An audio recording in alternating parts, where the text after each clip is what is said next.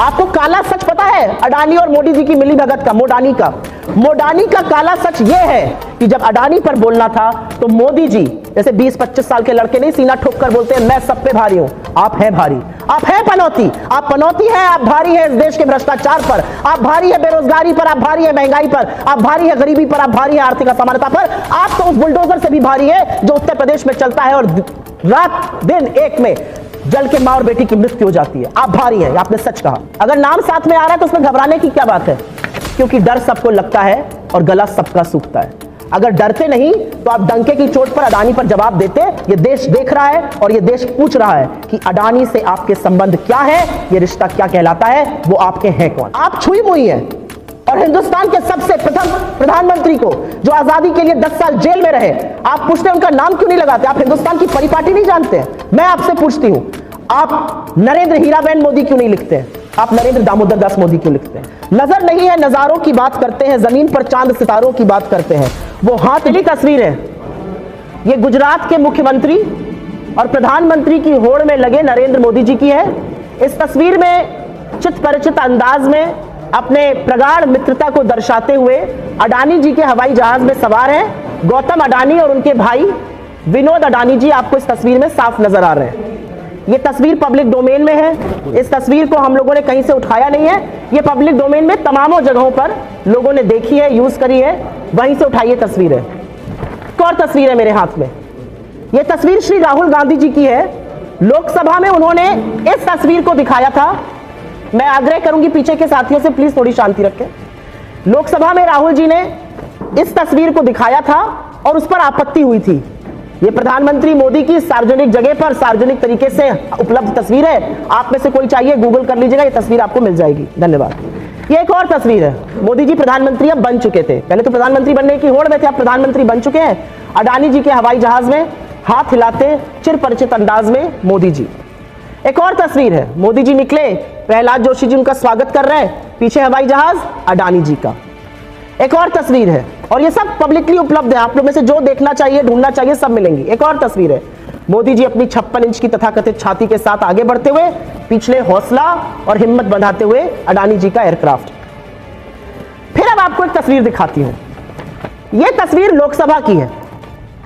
राहुल गांधी जी बोल चुके थे 7 तारीख को, 8 तारीख को प्रधानमंत्री महोदय ने वक्तव्य का, राष्ट्रपति के संबोधन का समापन किया अपना वक्तव्य देकर। यह तस्वीर उस दिन की है, लोकसभा की।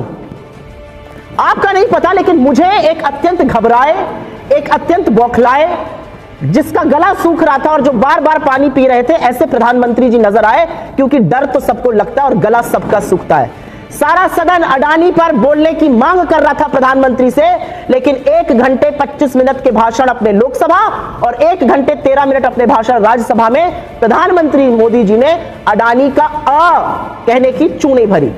एक और तस्वीर है, ये आपने कांग्रेस के सोशल मीडिया हैंडल पर भी देखी होगी, मोदी जी और उनकी परछाई में अडानी जी नजर आ रहे हैं, क्योंकि यही होता दिख रहा है।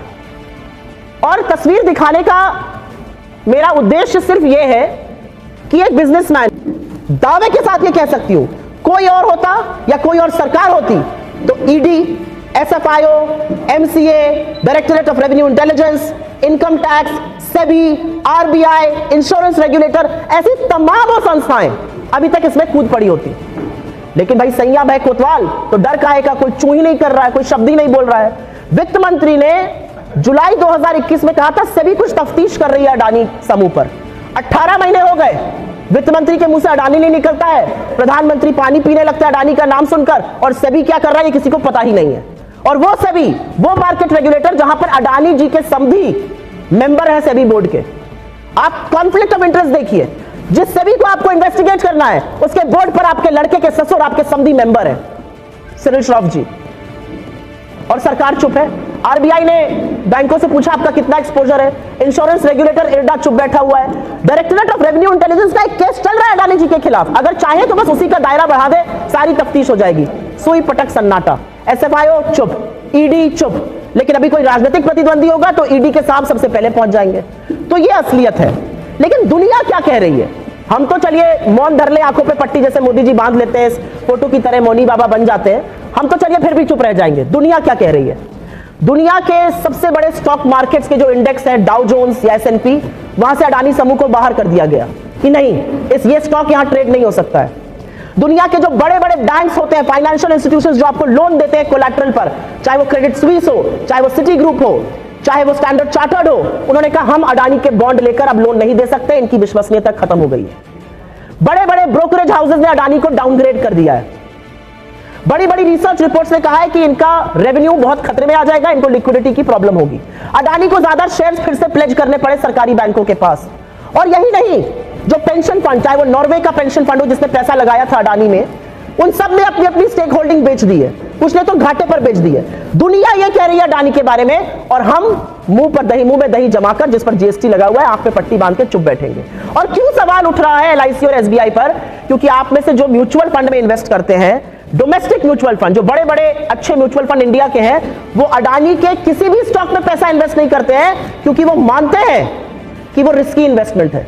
No good mutual fund in India invest in the Adani stocks, but LIC invest. और एक अब आपको मैं पते की बात बताती हूं, आप में से जो युवा हैं या जिनके मित्र होंगे जो नौकरी सरकारी ढूंढना चाहते हैं, लोगों को लगता है NTPC में नौकरी लग जाए तो बड़ा अच्छा रहेगा, पावर ग्रिड कॉर्पोरेशन में लग जाए, IGL में लग जाए, गेल में लग जाए, गुजरात गैस में लग जाए। आपको काला सच पता है अडानी और मोदी जी की मिली भगत का? मोडानी का काला सच यह है कि जब LIC को पैसे चाहिए थे अडानी स्टॉक में लगाने के लिए, उनका स्टॉक बढ़ाने के लिए, वो पैसा कहां से आ रहा था? जून 2021 से LIC ने लगातार अडानी के स्टॉक खरीदने शुरू करे। और आपको पता है क्या बेचकर वो पैसा आ रहा था? वो NTPC बेच रहे थे, वो पावर ग्रिड बेच रहे थे, वो IGL बेच रहे थे, वो गेल बेच रहे थे, वो गुजरात गैस बेच रहे थे, और अडानी के स्टॉक में पैसा लगा रहे थे, जो कि हर पैरामीटर में इन कंपनीज के पीछे है। अर्निंग पर शेयर होता है, प्राइस अर्निंग मल्टीपल होता है, रेशियो होता है, हर रेशियो में पीछे थे। और उसके बाद भी सरकार की महारत्ना नवरत्ना कंपनी के स्टॉक बेचकर पैसा जोड़ा जा रहा था कि मित्रगण, मोदी जी के जो सबसे अभिन्न मित्र हैं, उनकी कंपनी में पैसा डाला जा सके। सबसे पहले तो सरकार को जो सवाल राहुल गांधी जी ने उठाया उस पर जवाब देना चाहिए, और 2 मिनट उस पर भी बात कर लेते हैं। राहुल गांधी जी ने सदन में, और मुझे नहीं लगता कि इससे बढ़िया भाषण, शालीनता, गरिमा, तथ्यों के आधार पर, बिना उत्तेजित हुए, बिना तीखे सवाल किए, बहुत शालीनता से उन्होंने एक भाषण दिया। और उस भाषण में उन्होंने बोला कि हमारे सिर्फ 3 सवाल हैं आपके साथ। आपकी कौन कौन सी विदेश यात्रा पर आपके साथ अडानी जी गए? आपकी किस विदेश यात्रा पर वो आपके साथ नहीं गए लेकिन वहां पर आपसे मिलने आए? और आपकी कौन सी विदेश यात्रा ऐसी थी कि जब आप वहां से वापस आ गए तो अडानी जी को वहां पर कॉन्ट्रैक्ट मिल गया? इस सवाल के बारे में क्या अनपार्लियामेंट्री है मैं नहीं जानती हूं। क्या इसमें कहीं भी हमने गरिमा का हनन किया है?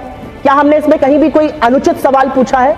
क्या मोदी अडानी रिश्तों के बारे में बात करना असंसदीय है?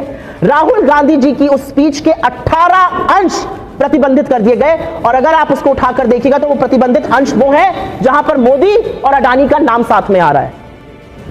तो इसमें आप इतना डरते क्यों हैं? अगर नाम साथ में आ रहा है तो उसमें घबराने की क्या बात है? क्योंकि डर सबको लगता है और गला सबका सूखता है। अगर डरते नहीं तो आप डंके की चोट पर अडानी पर जवाब देते और बताते कि कैसे अडानी जी का पैसा बढ़ा, आपकी क्या भूमिका रही। आप ऐसे डर गए कि आप बिल में घुस गए और आपने 2 घंटे 40 मिनट दोनों सदनों में बोला लेकिन अडानी का नाम नहीं लिया। तो राहुल गांधी जी ने आपसे ऐसा ही तो यही तो सवाल पूछा था। और ये सवाल क्यों पूछा था? बांग्लादेश में मोदी जी जाते हैं स्टेट विजिट पर, वापस आते हैं, अडानी जी को 25 साल का पावर कॉन्ट्रैक्ट मिल जाता है। मोदी जी श्रीलंका गए, वहां का ऑफिशियल ऑन रिकॉर्ड, हम नहीं कह रहे, वहां का ऑफिशियल कह रहा है, प्रधानमंत्री ने कहा अडानी को कॉन्ट्रैक्ट देना। मोदी जी इजराइल गए, इजराइल से वापस आए, हमारी सरकारी कंपनी को कॉन्ट्रैक्ट नहीं मिला, लेकिन अडानी जिसका डिफेंस में कोई रत्ती भर एक्सपीरियंस नहीं था, उनको स्मॉल आर्म्स लाइसेंस, MRO, हर चीज का, हाइफा पोर्ट का कॉन्ट्रैक्ट मिल गया। और ये पैटर्न है। तो मोदी जी की डोमेस्टिक नीति भी और मोदी जी की विदेश नीति भी पूरी तरह से अपने मित्र के बचाव में, अपने मित्र को पनपने में, और भगवान जाने पैसा किसके लिए बनाने में जुटे हुए हैं। मैं एक बात अंत में कहकर अपनी बात जरूर खत्म करती हूं। क्या हम एंटी बिजनेस है? कतई नहीं। मुझे लगता है कॉर्पोरेट इंडिया का, इंडस्ट्रीज का, बड़े बड़े बिजनेसमैन का उतना ही योगदान इस देश के बनाने में, इस देश के ग्रोथ में, इस देश की प्रॉस्पेरिटी में है जितना आम आदमी का।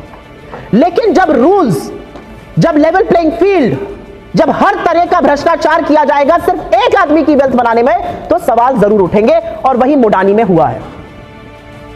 आपने रूल्स रातों रात बदले, आपने बाकी इंडस्ट्री को भी बाहर कर दिया, आपने लोगों को जबरन ईडी भेजकर, इनकम टैक्स भेजकर, उनके केसेस NCLT और IBC में लाकर कान पकड़ के एसेट्स अडानी जी को दिए। अब जीवी के बेचारों के पीछे आपने ईडी छोड़ा हुआ है, तो वो मरता क्या ना करता वो तो कहेंगे नहीं मेरे ऊपर कोई दबाव नहीं था, लेकिन आप पैटर्न देख लीजिए कैसे दबाव बना। अगस्त में उनके ऊपर रेड होती है, केस बन जाता है, जब एसेट वापस दे दिया जाता है अडानी जी को, केस खत्म। तो हमारा सवाल सिर्फ यह है कि रेगुलेटर्स इस देश के क्या कर रहे हैं, मोदी जी कब तक चुप रहेंगे अडानी पर, और इस देश को आप वो काला सच अपनी मिलीभगत का कब बताइएगा कि कैसे कैसे आपने अडानी की मदद करी। और हम जानते हैं कि इंडस्ट्री जरूरी है, लेकिन जिस अडानी को 609 नंबर की दुनिया के सबसे अमीर लोगों की सूची में से उठाकर मोदी जी ने शिखर पर बैठाया, नंबर 2 पर ले आए, बात तो नंबर 1 पर लाने की थी, बेचारे ला नहीं पाए, नंबर 1 पर ले आए, उसके बारे में मुझे सिर्फ यह कहना है कि वो मात्र 23,000 लोगों को नौकरी देते हैं इस देश में। और इस देश में छोटे लघु मध्यम उद्योग ऐसे हैं जो भर भर के लोगों को नौकरी देते हैं, और वो 11,655 लघु मध्यम उद्योग पिछले 1 साल में वो एमएसएमईज बंद हो गए। सरकार का मुंह में सिर्फ जबानी जमा खर्च और दही जमी हुई है। तो सवाल अपने आप में बहुत तेरे हैं, ये रिश्ता क्या कहलाता है, हम आपके हैं कौन, तमाम ऐसे सवाल किए जा सकते हैं, लेकिन एक ही शेर से इसका अंत करूंगी और उसके बाद आपसे एक सवाल करूंगी।